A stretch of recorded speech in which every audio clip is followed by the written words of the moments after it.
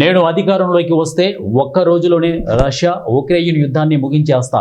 America అధ్యక్షులు పదే పదే ఈ మాట చెప్పారు. కానీ అధికారంలోకి వచ్చి 2 ఏళ్లు కావస్తున్న ట్రంప్ ఆ మాటను నిలబెట్టలేకపోయారు. ఈ క్రమంలోనే ట్రంప్ తాను ఆ హామీని నెరవేర్చలేకపోతున్నానని అన్నారు. ఆ యుద్ధం ఆపడం చాలా ఈజీ అనుకున్నానని, కానీ తన హయాంలో చూపిన అత్యంత క్లిష్టమైన ఘర్షణ అదేనని చెప్పారు. అమెరికా కాంగ్రెస్ సభ్యులకు వైట్ హౌస్లో ప్రత్యేక విందు ఏర్పాటు చేసిన సందర్భంగా ట్రంప్ ఈ వ్యాఖ్యలు చేశారు. ఎప్పుడూ తాను 7 యుద్ధాలు ఆపానని చెప్పుకుంటున్న ట్రంప్ శుక్రవారం సీఈఓలకు ఇచ్చిన విందులో మాత్రం తాను 3 యుద్ధాలను ఆపానని చెప్పాడు. శనివారం అమెరికా కాంగ్రెస్ సభ్యులకు ఇచ్చిన విందులో తాను 7 సుదీర్ఘ యుద్ధాలను ఆపానని పాతపాట పాడాడు. ట్రంప్ ఇంకా మాట్లాడుతూ, గత 7 నెలల కాలంలో నేను చేసిందంతగా ఎవరూ చేయలేదు. 7 యుద్ధాలను ఆపా.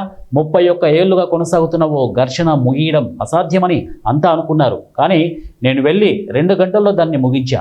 35, 37 ఏళ్లుగా జరుగుతున్న యుద్ధాలను కూడా ఆపా. రష్యా అధ్యక్షుడు వ్లాదిమిర్ పుతిన్తో నాకు ఉన్న స్నేహబంధం కారణంగా మాస్కో కీవ్ యుద్ధాన్ని ముగించడం చాలా సులువైన పని అని భావించా. కానీ అది అంత ఈజీ కాదు. ఆ 2 దేశాల మధ్య ఘర్షణను ఆపడం అత్యంత కష్టతరంగా మారింది అని ట్రంప్ చెప్పారు.